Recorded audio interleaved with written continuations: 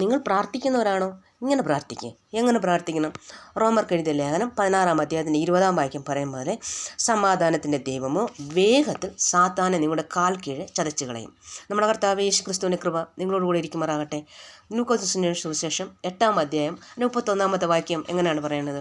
കർത്താവ് യേശു ക്രിസ്തുവിനെ കണ്ടുകൊണ്ട് സാത്താൻ നിലവിളിച്ചാണ് പറഞ്ഞത്, പാതാളത്തിലേക്ക് പോകുവാൻ കൽപ്പിക്കരുതേ എന്ന് അവനോട് അപേക്ഷിച്ച് പറഞ്ഞു.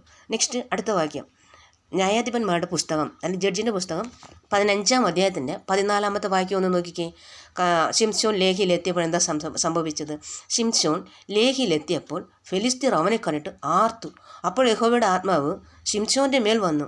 അവൻ്റെ കയ്യിൽ കെട്ടിയിരുന്ന കയറ് തീ കൊണ്ട് കത്തിക്കരിഞ്ഞ് ചണനീര് പോലെ ആയി. അവൻ്റെ ബന്ധനങ്ങൾ അവൻ്റെ കയ്യിൽ നിന്ന് ദ്രവിച്ചു പോയി. ദൈവത്തോട് ഈ വാക്യങ്ങൾ ഇങ്ങനെ പറഞ്ഞ് പ്രാർത്ഥിക്കണം. അപ്പോൾ ബന്ധനങ്ങൾ അഴിയും. നമ്മുടെ പ്രാർത്ഥന സ്വർഗ്ഗസ്ഥലെ പിതാവ് കേൾക്കും.